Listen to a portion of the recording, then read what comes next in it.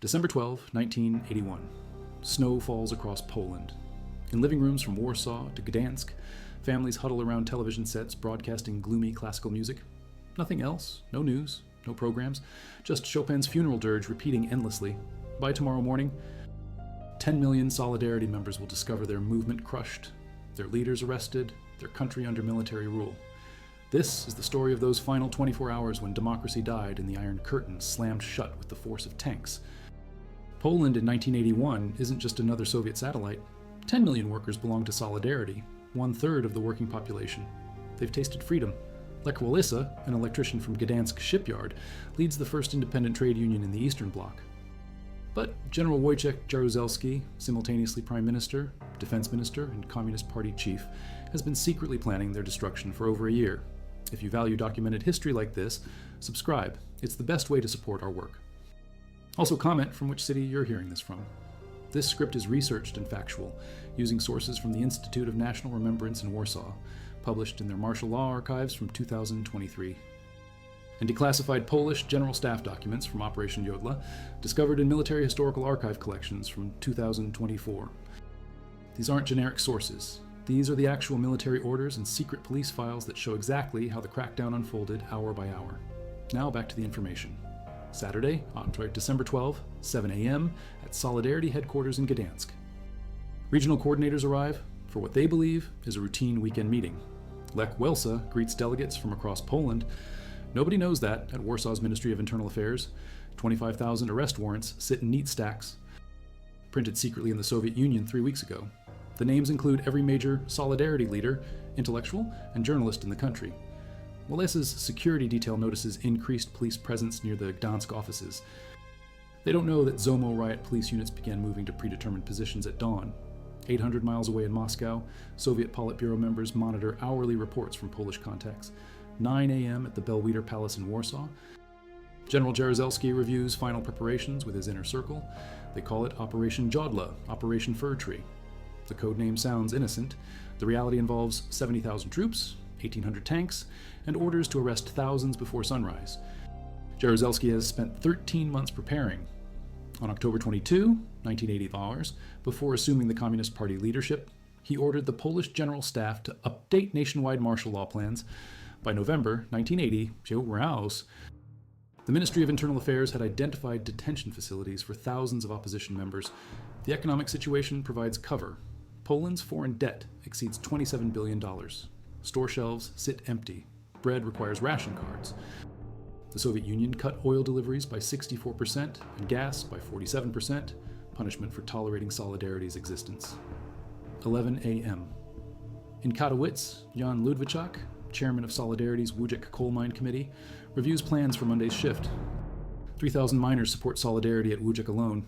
Ludwiczak doesn't know security service agents have photographed his apartment, timed his daily routines, and prepared his arrest warrant. Across Poland, Solidarity's regional structure spans 38 regions and 2 districts. The movement's September Congress elected Wales a president and adopted the O Self-Governing Republic program demanding genuine democratic reforms. This terrified communist hardliners and Soviet leadership alike. 2 p.m. at Polish television headquarters, technicians receive unusual orders. Tonight, only Channel 1 will broadcast.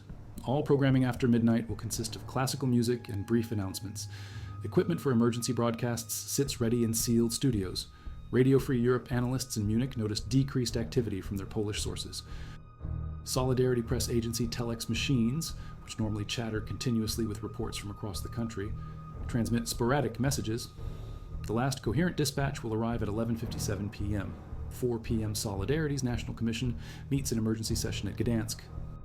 Regional delegates report growing government pressure, mysterious troop movements, and telephone disruptions in several cities. Wałęsa counsels caution, but refuses to call for nationwide strikes. Unknown to the delegates, at precisely this moment, advanced teams from Operation Azalea begin reconnaissance of 451 telecommunications facilities across Poland. Special units carry bolt cutters, explosives, and orders to sever all phone lines at exactly 10:30 p.m. 6 p.m., Jaruzelski attends a seemingly routine Council of State meeting. Most members believe they're discussing economic measures. Only Jaruzelski's closest allies know the real agenda. The general carries a briefcase containing martial law decrees backdated to December 12th, making the coming coup appear constitutional. Military units receive sealed orders marked "Open at 2200 hours." Tank crews fuel vehicles. Zomo commanders distribute riot gear and ammunition. Hospital administrators get anonymous warnings to prepare emergency rooms. 8 p.m. Polish families gather for Saturday dinner. Children play. Parents discuss Christmas plans. Just 13 days away, television broadcasts end early with unusual announcements about technical difficulties and special programming, beginning at midnight. At 451 telephone exchanges nationwide, technicians notice men in civilian clothes conducting Kostroj inspections. These are Azalea operatives, photographing cable layouts and identifying critical connections to cut. 10 p.m. Solidarity delegates at the Gdansk meeting decide to call for a day of national protest on December 17th. They vote despite Wałęsa's warnings about provoking the government. This decision, made democratically by elected representatives, will be used to justify the coming crackdown. Regional coordinators prepare to return home with news of the protest plans. They'll never deliver the message. In 18 hours, most will be in internment camps. 10:30 p.m. Operation Azalea begins. Across Poland, teams of security service agents, border guards, and militia storm telecommunication centers. Phone lines die systematically. First long-distance connections, then local exchanges. Within 30 minutes, Poland becomes an island. In Gdansk, Solidarity delegates notice their hotel phones have gone dead. At government ministries, only special military lines function. The isolation begins 11 p.m. At the Belvedere Palace, Council of State members arrive for an emergency session.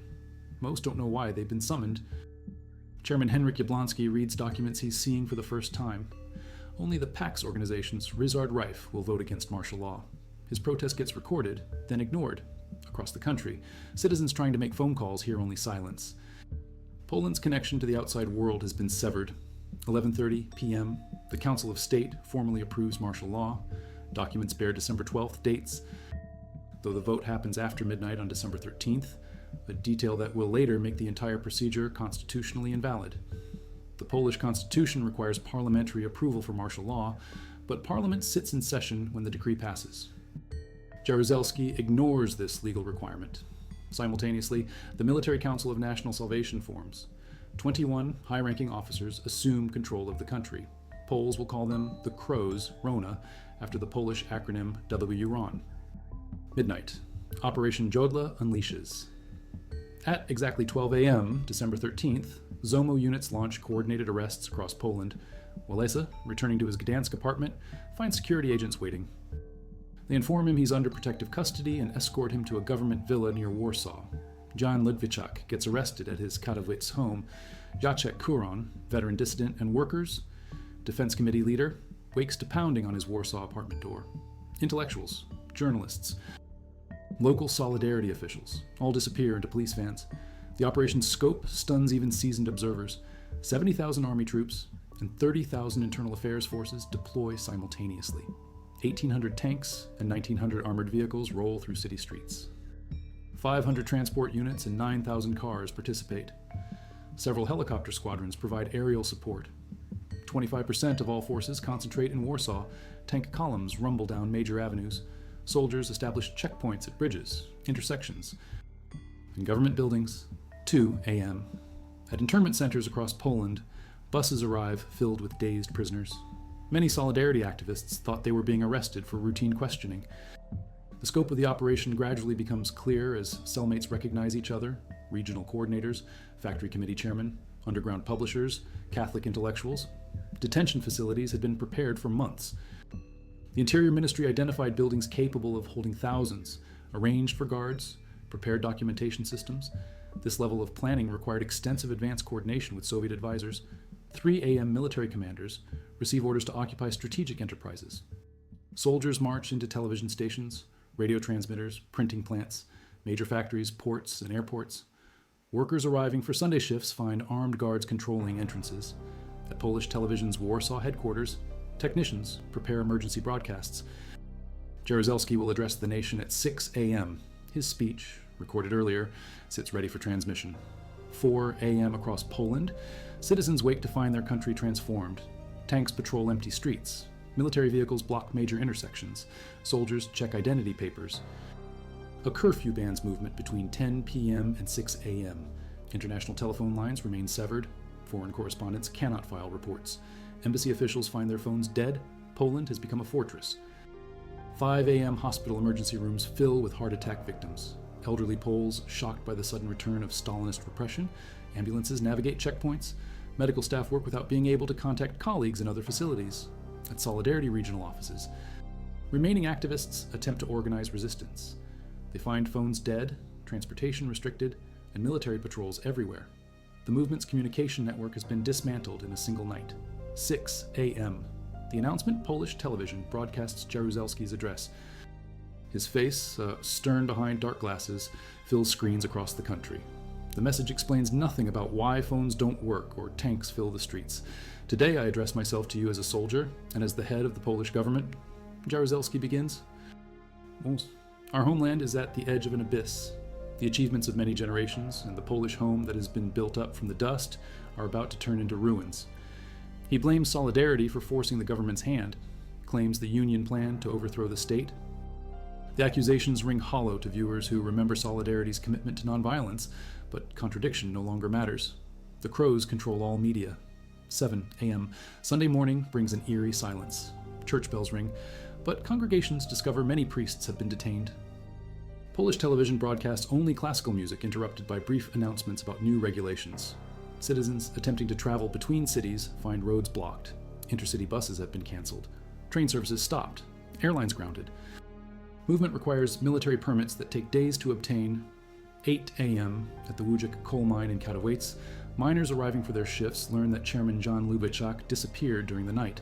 By afternoon, 3,000 workers will occupy the facility, demanding his release. Their protest will end in massacre. Solidarity activists who escaped initial arrests attempt to organize underground resistance. They find a population stunned into submission, communication systems destroyed, and military forces overwhelming any possible opposition. 9 a.m. foreign governments begin reacting to fragmentary reports from Poland.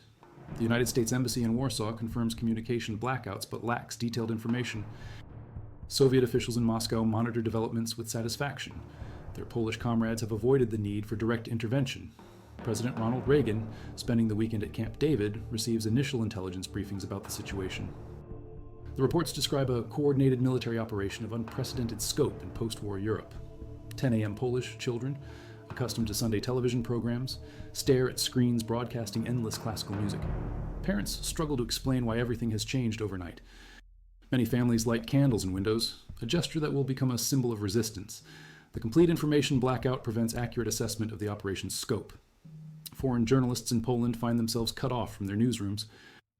Embassy officials cannot contact their capitals. Poland has vanished from international communication. 11 a.m. military courts begin processing thousands of cases. Judges threatened with court-martial themselves if they show leniency, rubber-stamped detention orders. The legal system transforms into an instrument of repression overnight. In detention centers, Solidarity activists realize they're witnessing the death of their movement. Some, like Jacek Kuron, initially fear they'll be executed. The scale of arrests suggests the government intends to eliminate the opposition entirely. Noon Cardinal Joseph Glemp, Poland's Catholic primate, attempts to negotiate Wałęsa's release. Church officials find government ministries closed, phone lines dead, and normal diplomatic channels severed. The Catholic Church, normally a mediating force in Polish crises, discovers itself powerless. Across the country, workplace committees that had formed Solidarity's grassroots structure find their leaders arrested and their organizations banned. The movement's democratic infrastructure, built over 16 months, collapses in 12 hours. 2 p.m. international news agencies begin reporting major disruptions in Poland based on diplomatic sources. The BBC World Service becomes the primary source of information for Poles with shortwave radios. Most citizens remain completely isolated from outside information. Soviet Politburo members congratulate Jaruzelski on the operation's success. The crackdown proceeds without direct Soviet intervention, avoiding the international complications that followed the invasions of Hungary and Czechoslovakia. 4 p.m. At internment camps, conditions reveal the operation's long-term planning. Facilities have been prepared to hold thousands for extended periods. Guards understand they're implementing a permanent solution to the Solidarity problem, not managing a temporary crisis. The speed and coordination of the arrests demonstrate extensive surveillance and preparation. Security services had mapped Solidarity's entire structure, identified key activists, and planned systematic elimination of the movement's leadership. 6 p.m. As curfew approaches, Poland resembles a country under foreign occupation. Military patrols control the streets. Citizens hurry home before the 10 p.m. deadline. The brief period of freedom that began with the August 1980 Gdansk agreements has ended. Foreign governments condemn the crackdown, but struggle to respond effectively to a situation they don't fully understand. The communication blackout prevents accurate assessment of events, while the operation's domestic character complicates international intervention. 8 p.m., Cardinal Glemp broadcasts a radio appeal for calm, recorded before his own communication abilities were severed. His message reaches a population largely cut off from outside information and unsure whether resistance might provoke Soviet invasion.